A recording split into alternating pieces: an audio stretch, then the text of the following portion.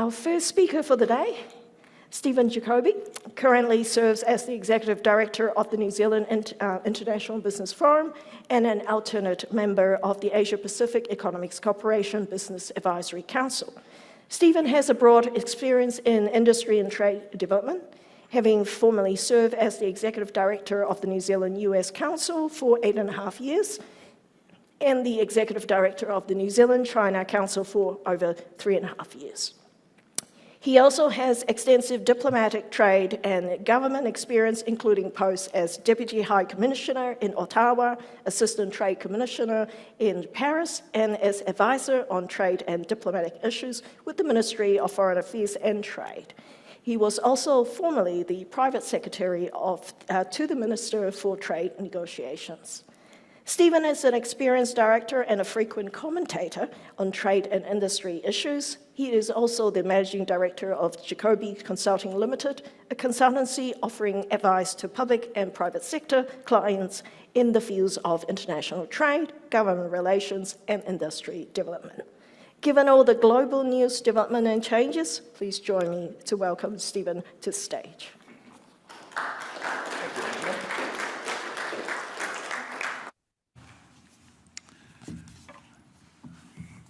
E ngā mana, e ngā reo raurangatira mā tēnā koutou, a tēnā koutou katoa. Thanks very much to Brightstar for the opportunity to be with you again and in person this time. The last few times I've spoken at this event, it has been from somewhere else around the world via video, but it's very nice to be in Tamaki Makaurau this morning. Well, I've spoken several times at this event, and perhaps from time to time some of you have been here, and I've usually begun by bemoaning the current state of the world and the shadow that this casts over our economic fortunes here in Aotearoa. And guess what? I'm not going to disappoint you today. As we meet here this morning, it's hard to escape the fact that we are in some serious trouble at the global level. Two conflicts, one in Ukraine and an expanding one in the Middle East, threaten the global rules-based order and risk overturning the slow progress we are making to overcome the post-pandemic economic gloom. Both conflicts have the capacity to impact enormously on the outcome of an election taking place. Where is it again around the world? Well, yes, in the United States, not very far away now. This is a watershed moment, not just for the United States, but for the world as a whole. And these conflicts also risk diverting attention away from other hugely significant challenges. A technological revolution that is now underway, and that can change fundamentally the way our society functions. And a climate challenge that the world is largely failing to take seriously enough.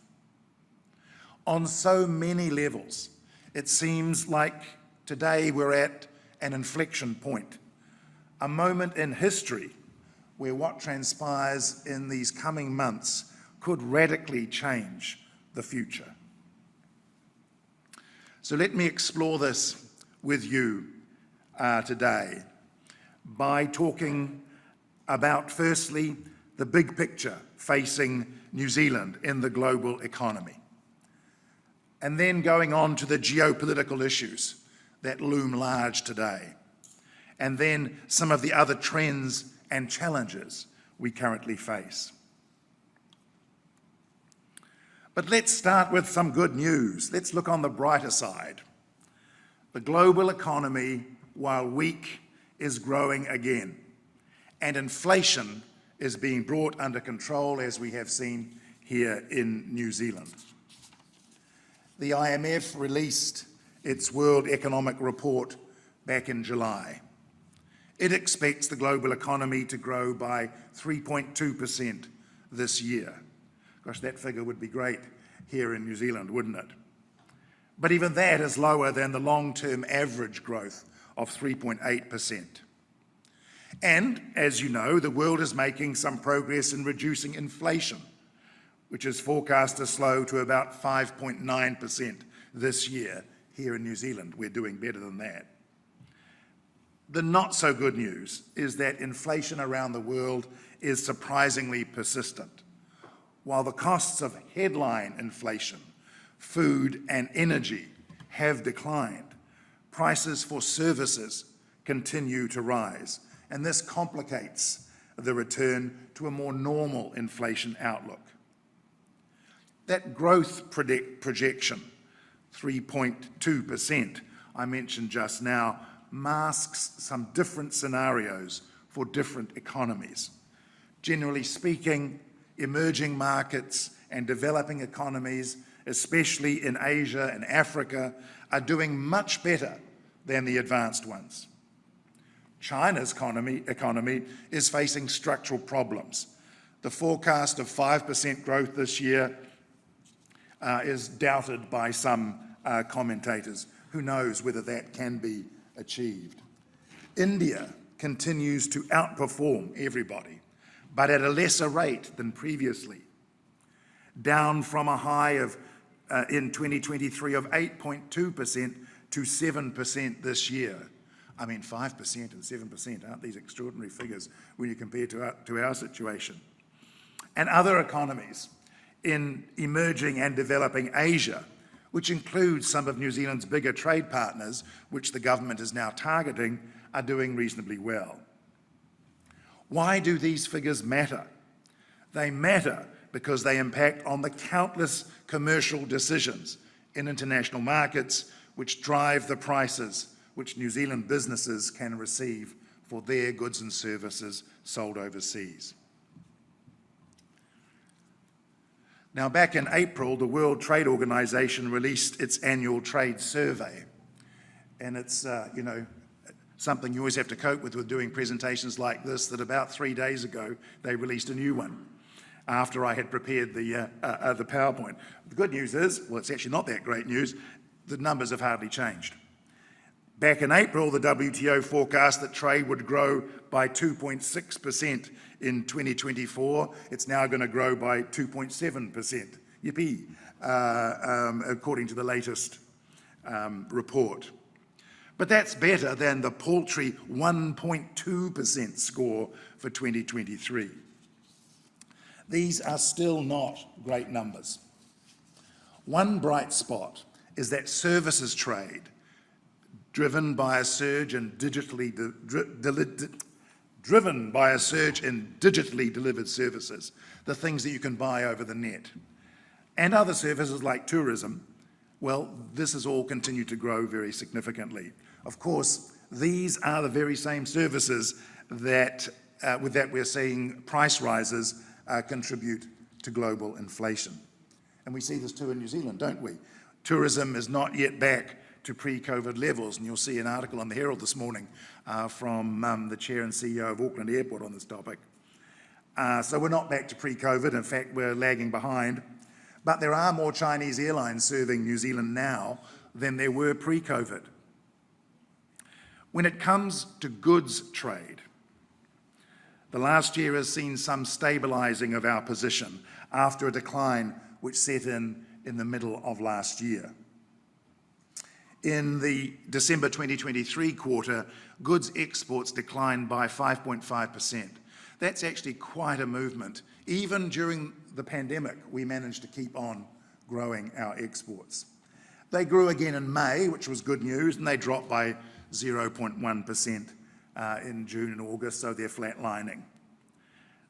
Now, some have pointed to the economic difficulties in China, our largest market, as a contributing factor to New Zealand's export performance over the last year. And it's true that the Chinese market has continued to be problematic, reflecting a slow rebound from COVID and some other structural problems in the Chinese economy. And meat exporters have been hit particularly hard. But in other sectors, like dairy and horticulture, there would still seem to be optimism for a rebound in the market in the medium term. Kiwi fruit is doing particularly well in China as a result of the strong position the strong market position that Zespri has built. And it's important that we remember too that we are not supplying the whole of China. There remains a lot of growth potential in the middle class, which is our largest target market, variously estimated to be between 500 and 700 million people. We just need them all to eat a kiwi fruit or two a day. China still has some policy levers at its disposal, and we're starting to see these deployed as more stimulus is pumped into the economy. And of course, China continues to open its market to New Zealand, as is shown by the Chinese willingness to explore new ways of further upgrading our groundbreaking free trade agreement. That is, of course, unless geopolitics overturns the apple cart. It's fashionable these days to say that history or geopolitics or even geoeconomics are back. I'm not sure where they were. I don't think they were entirely absent earlier, but it is true that these days we seem to be returning to another age in terms of superpower rivalry. Certainly, geopolitics is being talked about more frequently and at the boardroom level than perhaps ever before, certainly for some time. That's doubtless because of the growing risk caused by geopolitical disruption. By geopolitical disruption, we mean the way in which conflict or tension between states or other international entities can impact on the global economy, and particularly on the ease and cost of doing business. Look at Putin's illegal and immoral war in Ukraine, or the multiple conflicts in the Middle East between Israel and its neighbours, and the risks that these proxy wars pose for wider conflict between Israel and Iran. Impacts are already being felt on energy, on oil prices, on global supply chains, on the cost of shipping passing through the Red Sea, complicating the time required to move goods to and from Europe. And then there is this new Cold War, a new Cold War that is becoming hotter by the minute between the United States and China, and in which New Zealand itself risks becoming embroiled. Now, New Zealand is not immune from all these developments, even if they may seem to be far away. We may be far away from the global hotspots, but as a global trader with global interests and a proud history of being active on the international stage, our interests are certainly impacted. We are seeing these geopolitical tensions play out in our immediate Pacific neighbourhood, in the standoff between the United States and China. I mean, you must know something is afoot if a New Zealand Navy tanker sails through the Taiwan Strait, and not directly connected with that, a Chinese missile comes in the other direction and lands somewhere in the Pacific. China's political and economic rise has drawn it into greater competition with the United States, which is no longer the only prevailing superpower in the world. If you want a classical interpretation, we are heavily into the territory of the Thucydides trap. Now practice that at home, would you? Thucydides. Thucydides was an ancient Greek historian who postulated that when a rising power threatens to displace a ruling power, conflict can be the result. He was talking about Athens and Sparta back in the day. But anyway, Thucydides. Let's hope that old Thucydides is proved wrong on this one.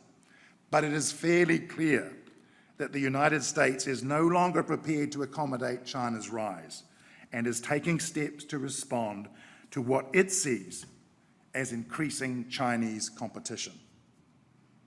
And hence, the raft of economic measures taken against China, started under former President Trump, continued and even expanded by President Biden. Now, the American explanation for this, and they're not entirely wrong, is that China itself has changed by becoming more authoritarian, both within China and especially in the provinces of Xinjiang, Tibet, and in Hong Kong, and externally through its coercive wolf warrior diplomacy, increasing militarization, and what the United States says are destabilizing actions in the South China Sea and the Taiwan Strait.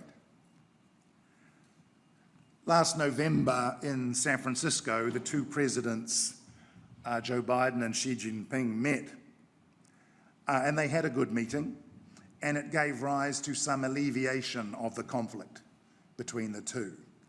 But it was an improvement in tone rather than in substance. And even this risks being overtaken as the United States seeks to gather its allies and partners in a tighter coalition, prepared to challenge directly what it sees as Chinese aggression.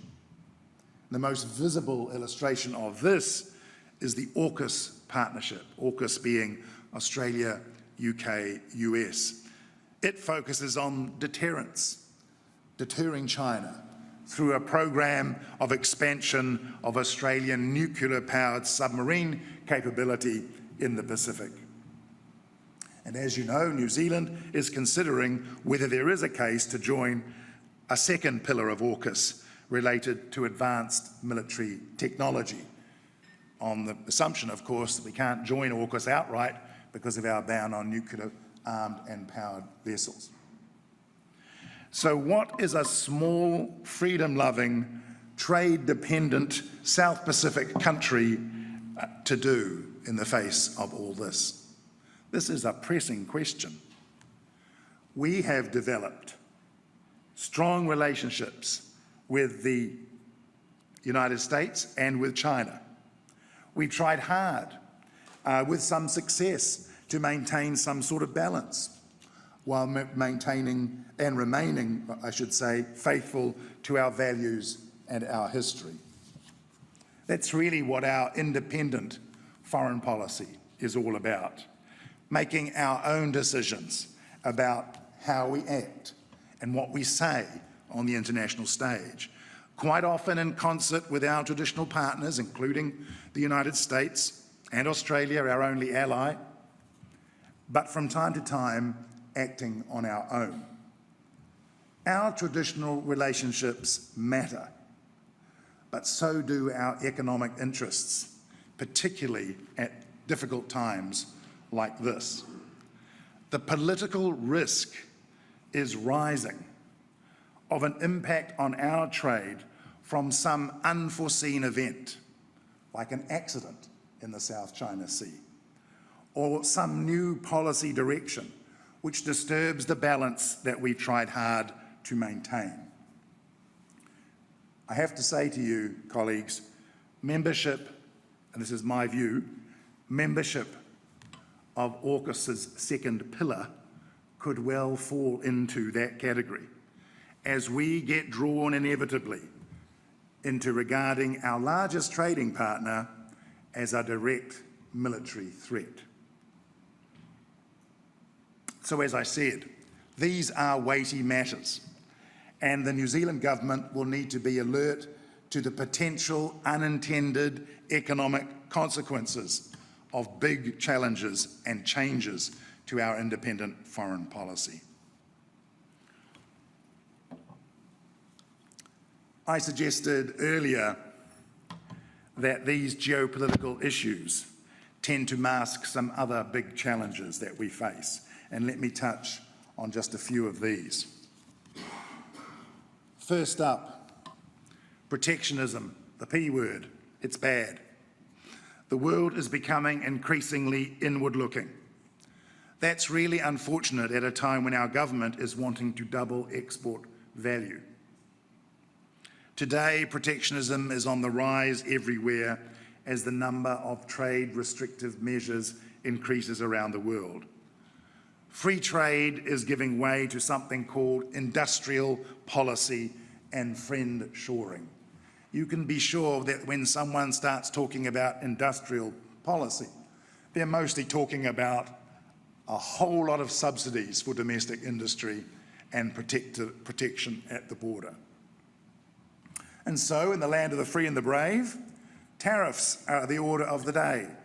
Whether the 100% tariffs the Biden administration is imposing on electric vehicles from China, or the 20% tariff that a second Trump presidency promises to initiate should he win the election. Let's be clear about this. This would not be good news for New Zealand. A 20% tariff applied across the board, if it was able to be done, to New Zealand's $14.5 billion worth of exports to the United States, which is not protected by any free trade agreement. This could be very problematic for our economy, and a lot more problematic than the economic uncertainty that currently exists in China. All this comes at a time when the World Trade Organization, which is the ultimate keeper and arbiter of the rules of international trade, when the World Trade Organization is in a severely weakened state, just when we need it most. New Zealand has benefited greatly from the wave of trade liberalisation that has unfurled around the world in the last 30 years. We signed CER with Australia in 1983, and it changed, it transformed our economy by taking us away from this fortress New Zealand idea and making us more connected with Australia, then our largest trading partner. Our second FTA was not signed until 2001 with Singapore. Since then, we've knocked off some big ones, including China, ASEAN, the two big agreements, the Comprehensive and Progressive Trans-Pacific Partnership, a veritable mouthful of a trade agreement, and the Regional Comprehensive Economic Partnership, the largest FTA in the world, CPTPP and RCEP. We've done those. We've signed an FTA with the UK. Last year we signed one with the European Union. Today, actually, we have 5 free trade agreements with Singapore. Would you believe that? Each one building on the last. And at the end of September, Trade Minister Macleay announced the conclusion of negotiations for our latest FTA, and it's with the United Arab Emirates. And of course, the government is keenly interested in a new FTA with India, if that can be unhooked. I've been to India 3 times in the last 18 months, and I can tell you that's all going to depend on whether we can expand the relationship with India across the board to develop some new areas of cooperation and increase the value proposition of that FTA for India. Now, trade agreements also need to be continually updated as business models change and new issues arise. This is the case with those big trade agreements like CPTPP and RCEP that I mentioned. CPTPP is being upgraded, renewed this year, and there are a number of countries who want to join. So we may not have reached peak FTA, but the age of large-scale transformation coming from these agreements is probably now behind us. And our attention needs to turn to making sure we get the most out of the agreements that we have and finding ways domestically to improve competitiveness and productivity. You'll see there's a dispute going on with Canada at the moment about dairy exports under CPTPP. If you want to know why that's suddenly become so important, it's because we can't let any of these agreements that we have signed in good faith not be implemented, even by some of our good friends. And we have been very successful over the years in making sure that we hold people to account for those things. Another key challenge, and one that is closely linked to our trade prospects, is to walk the talk on sustainability and to fully embrace the climate challenge. Now, climate consciousness has risen significantly around the world in recent years. Only the most backward-looking of political parties and maybe the occasional business leader thinks there's nothing to worry about. Whatever you may think about the causes of climate change, the international community has signed up to the Paris Agreement and the obligations that this entails. Obligations that impose on us, New Zealand, an undertaking to meet our emissions target by 2030 or to buy carbon credits on the international market. This commits Aotearoa New Zealand to reducing net greenhouse gas emissions by 50% below gross 2005 levels by 2030. The calculation is all rather complicated, to be perfectly honest, but it seems that today we are a long way off from meeting this target. And this implies a significant contingent liability on us by 2030. In other words, we either play or we pay. I'm not sure the government has factored this amount into their current accounts at the moment. You accountants would know this better than me.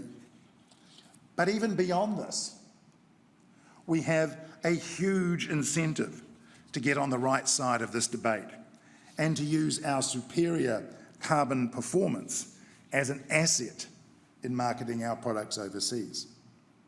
And it matters not whether it's consumers, the end purchase of our products, or our customers, those who actually buy them for us, who are often somewhere else in the supply chain. It matters not where that demand for greater attention to sustainability comes from. The writing is clearly on the wall.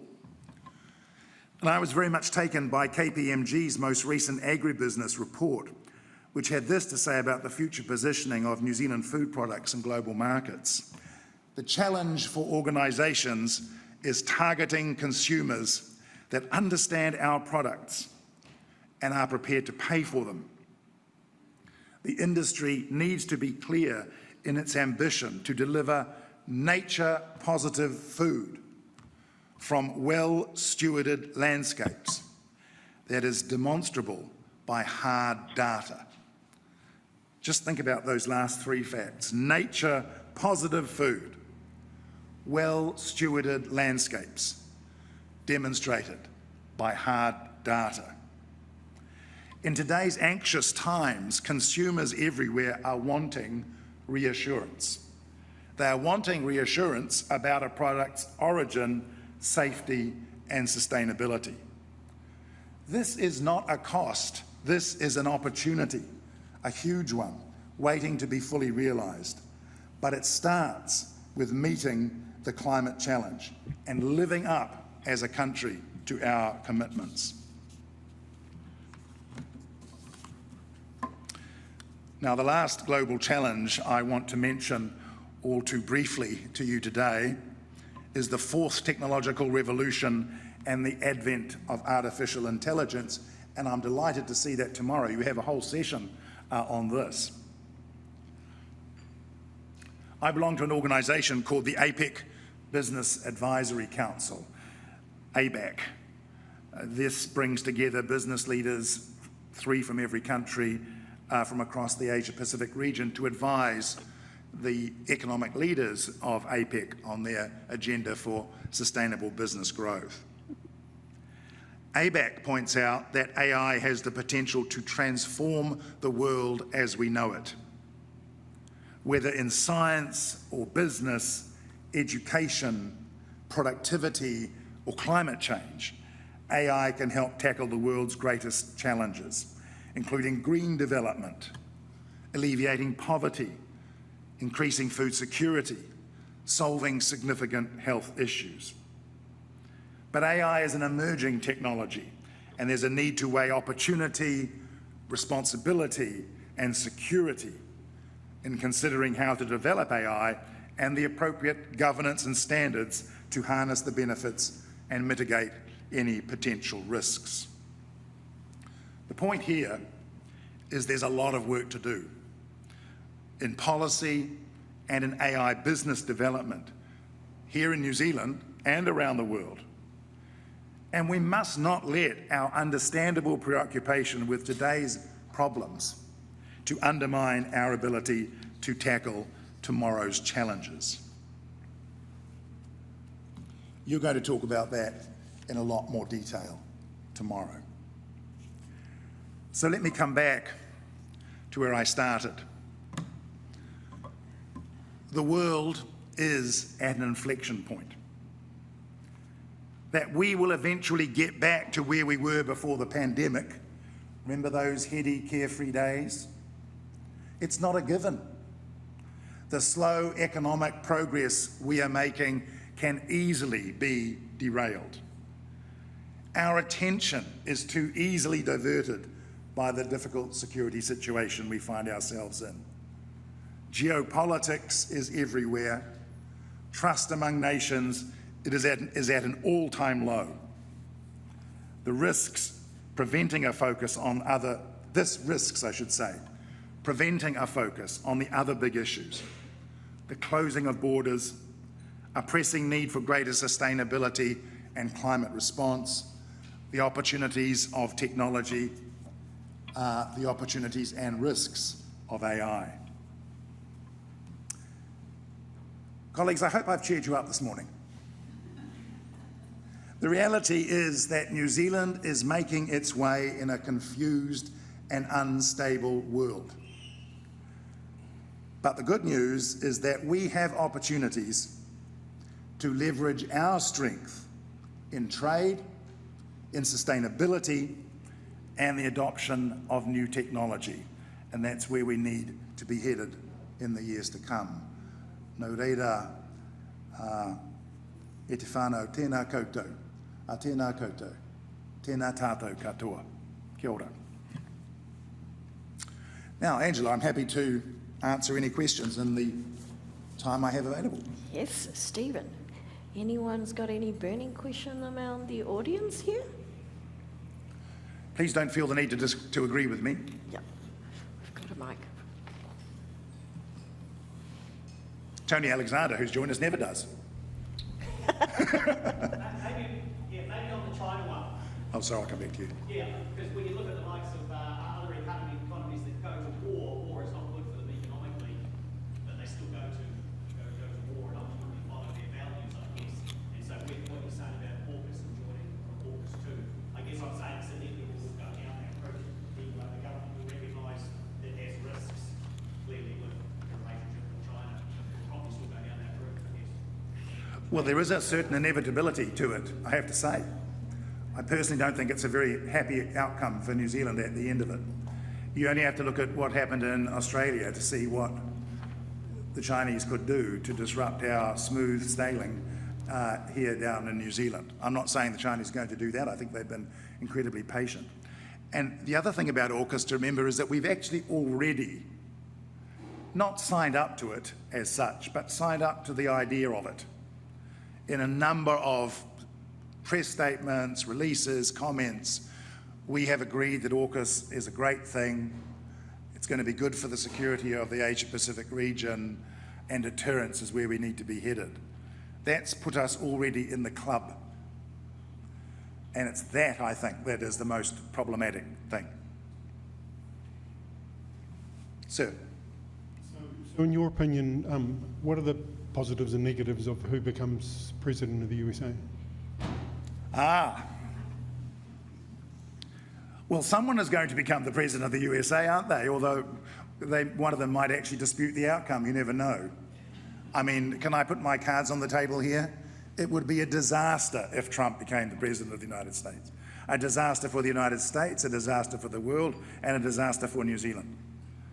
Because his policies, the ones that he has been able to articulate, would be very damaging. I mean, just in the trade sphere, that 20% tariff not only will raise costs in the United States, of course, and possibly complicate their economy, although they are very large and able to withstand economic shocks like that, but it'll give rise to a whole series of trade disputes.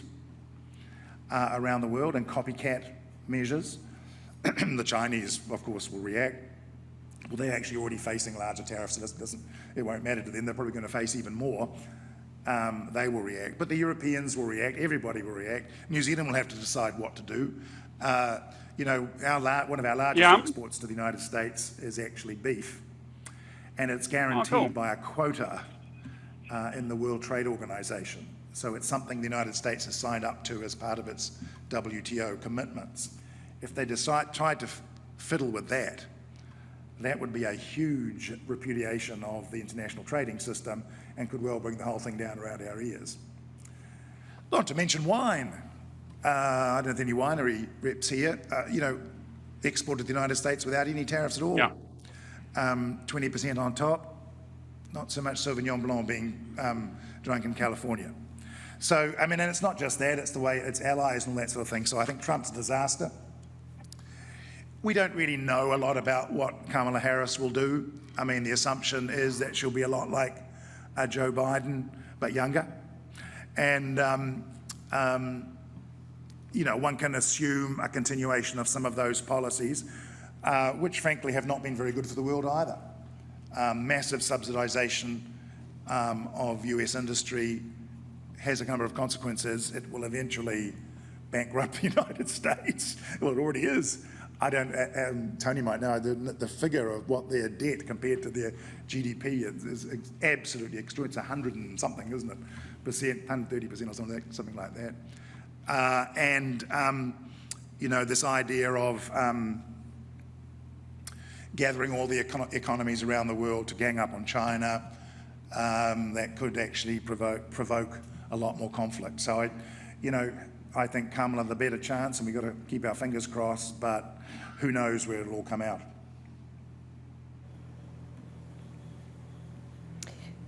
Stephen, will New Zealand be able to achieve an FTA with India? And is India still looking to exclude dairy from a potential New Zealand-India free trade agreement? Well, India is definitely looking to exclude dairy. You know, it has one of the largest, I think, dairy industry in the world. It's quite extraordinary, but of course there are cultural, religious issues around dairy in India. That actually provides some opportunities for us. You know, trade negotiations are always about the art of the possible. What seems like an impossible task can be got around by clever trade negotiators. And here the idea is that, well, we should try to cooperate with the Indian industry, who are going to need technology, but also quite possibly access to products from time to time to supplement their own production as they expand. That could be an opportunity for us to build on. So when I say, as I did earlier, that the path to an eventual FTA with India has to be by building up cooperation across the board, that's what I mean. We need horticulture industries to engage with Indian industry, we need the dairy industry to do it, the meat industry to do it, to build up the value proposition. And then we might be able to start talking about an FTA with India. You know, I saw in the press this morning Minister Macleay being very optimistic about this. He's met his Indian counterpart 8 times. I said to him recently, what do you find to talk about each time you meet? He said, oh, we have a good conversation about a whole range of things and we're building the relationship and that's the way it's going to be done. I think it needs a little more than that. And we've got to keep working on it. India's a very significant economy, and it's ridiculous we don't have an FTA or at least something with them, and our trade with India is very low. But I wouldn't hold your breath for this, quite yet. And in any event, it won't replace China. Get that out of your mind straight away. It will not. We sell 1/10 to India of what we sell to China. And China's market is completely open to us, in theory anyway. Not always so easy to do business there, but China has, opened its market to us in a quite unprecedented way since our FTA was signed. Long may it continue. But we have to keep working on these things. I guess, are you optimistic or pessimistic about the impact of artificial intelligence in the light of economy? Well, let me put it this way. I think we are talking a lot more about AI, its opportunities, risks and challenges than we were before the last technological revolution, which was driven by the advent of the internet and World Wide Web. You know, there's a much deeper, richer discussion today. We're not just letting these technologies rush at us, although to a certain extent that's inevitable. We are talking about all the implications. So I think that leaves me somewhat optimistic. I don't know how many conferences I go to now. AI is always on the top of the conversation. I wish climate change could be up there as well. In fact, they're two related, by the way. AI can help with a lot of climate alleviation issues. So I'm actually quite optimistic about that, but I'd be interested to hear later about your conversations around that when you have them tomorrow. Clearly, it is going to be part of our lives in the future, just like the web is today. And you know, that's a difference and a challenge we'll have to rise to. Cool. If anyone's got any burning question, if not, thank you very much, Stephen. Kia ora koutou katoa.